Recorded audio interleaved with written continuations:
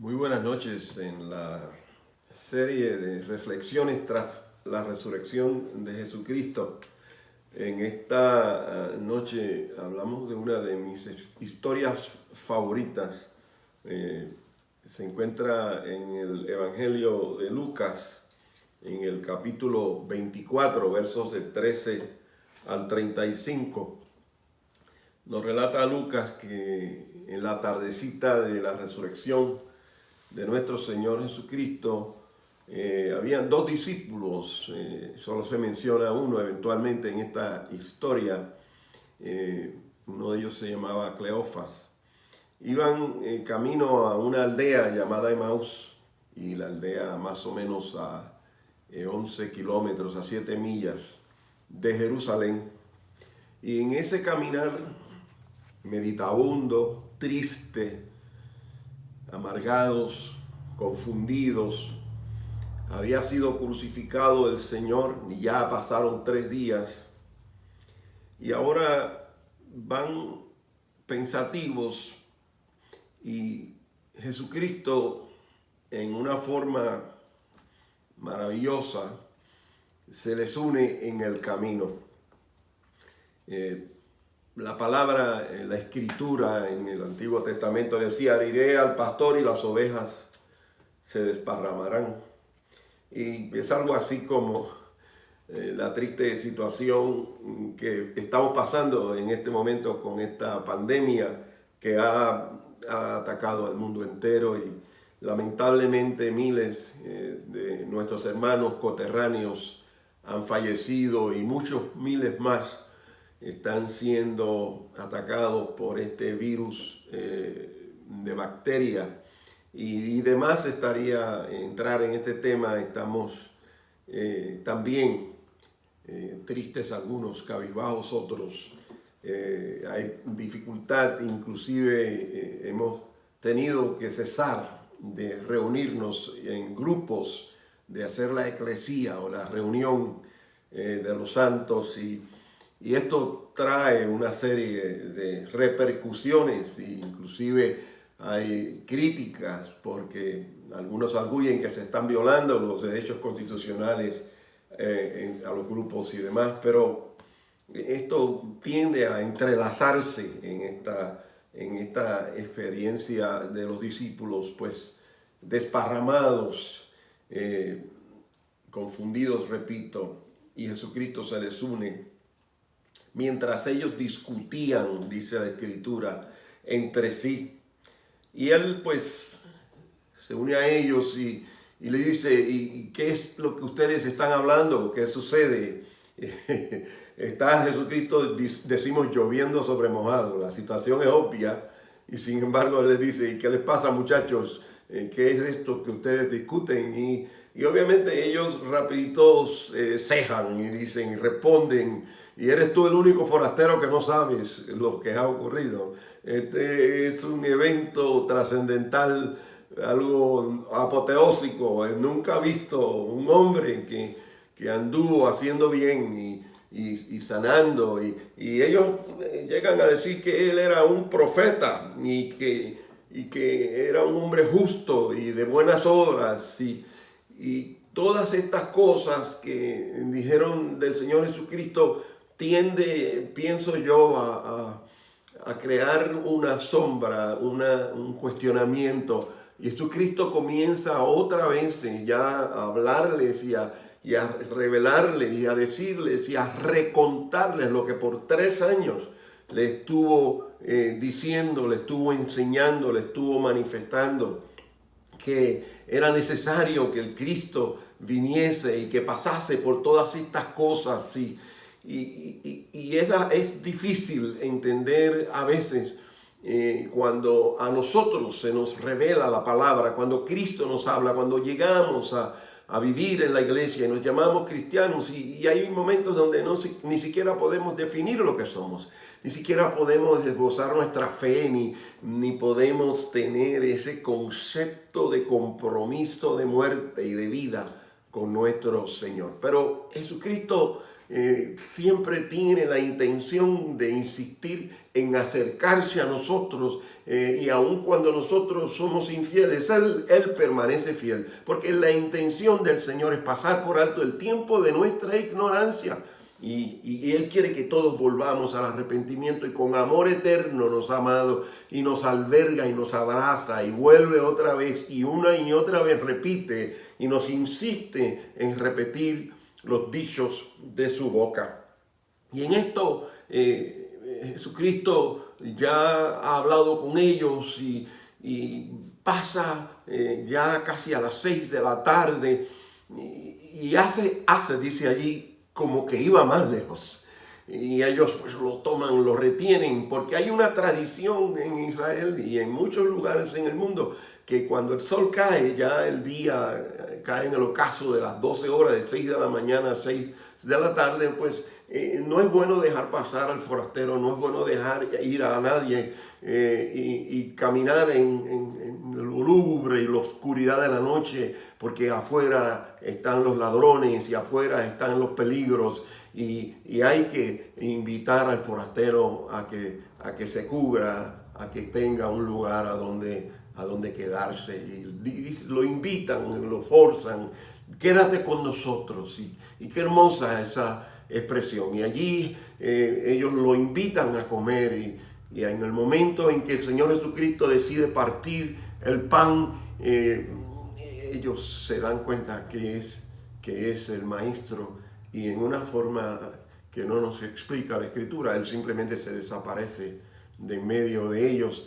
Y el comentario que surge de la boca de estos dos estupefactos, compenetrados de todo este diálogo, de esta relación, y gritan y dicen: y no ardía nuestro corazón en nosotros cuando Él nos exponía la palabra. Y es que aun cuando estemos tristes y confundidos, y aun cuando no entendamos el significado profundo y genuino del andar con Cristo, de la relación con el Señor, su presencia, esa insistencia de volver a nosotros, es una insistencia poderosa, es una insistencia llena de virtud. El Señor no retiene su grandeza y su capacidad de proyectar la deidad a nosotros. Y cuando ellos confundidos están en el camino, Jesucristo se les acerca y comienza a arder y comienza a fluir en el corazón de estos discípulos confundidos esa presencia, esa unción, ese éxtasis poderoso. Dice que ardía en ellos cuando la palabra le era expuesta, y en la casa.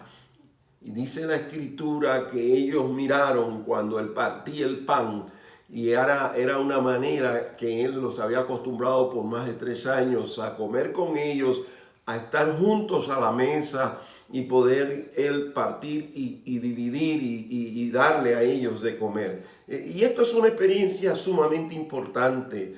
Es que Cristo está en nuestra casa, Él es nuestro discipulador, y Él hasta nos enseña en lo cotidiano. Él nos enseña a identificarnos con Él aún en las cosas más sencillas, pero también más especiales. La mesa tiene un significado muy, muy importante en la teología, en la enseñanza cristiana.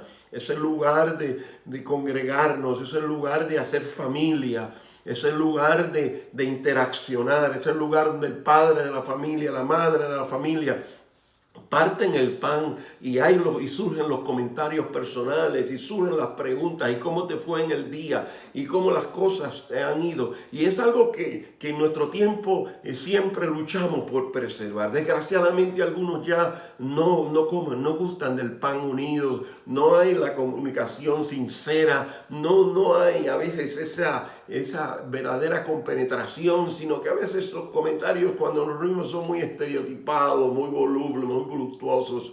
Pero allí en la experiencia de los discípulos con Jesús, a donde quiera que iban, alrededor de la mesa, ellos tenían una comunión. Y por eso nosotros sabemos que el Señor también instituye un momento para que ellos puedan y tengan la oportunidad de gustar del pan en lo que le llamamos la Santa Comunión.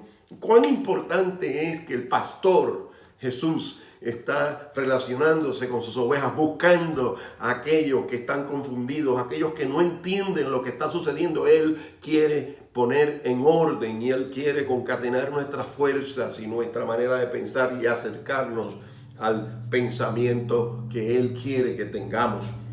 La pastoral necesita estar presente en cada uno de los miembros. En estos momentos a donde no tenemos la comunicación con nuestros feligreses, se nos hace difícil cuando no nos relacionamos con ellos a través del proceso normal de la iglesia, porque ahora pues están dispersos, muchos de ellos no se pueden comunicar, otros están ancianos, no sabemos cómo ni qué está sucediendo con ellos y ahora pues no sabemos, no tenemos la oportunidad, no tenemos la forma de acercarnos y yo me imagino que habrá muchos pastores y pastoras y líderes tristes porque no saben dónde están sus miembros, qué sucede durante esta pandemia, si hay comida, si no hay, si hay alimentos, si no hay.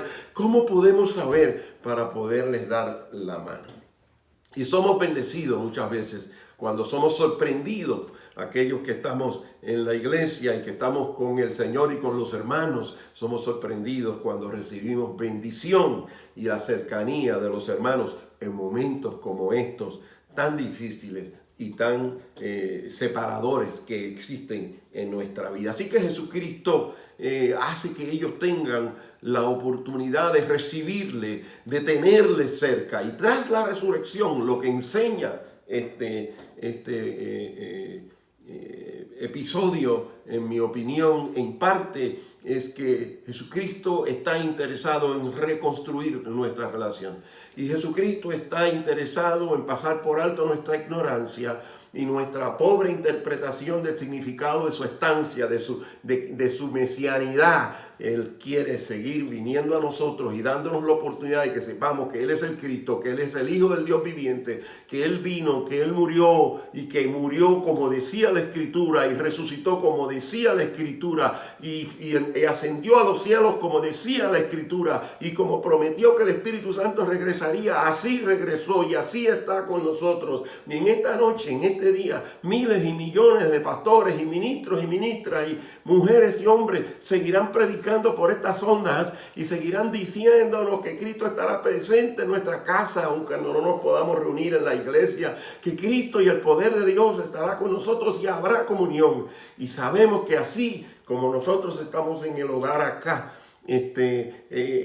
teniendo la cercanía de mi hija Andrea y mi esposa Aurea, y hablando con los que están en México y con los que están en Puerto Rico, también sabemos que ustedes, mis hermanos, a donde quiera estén, serán bendecidos por el Señor. Y sabemos que ustedes a donde quiera están, recibirán la visitación de este Jesús que se acerca a nosotros y que nos dice: ¿por qué están tristes? ¿Qué les pasa, muchachos? Hablen conmigo, déjenme explicarle un poquito más.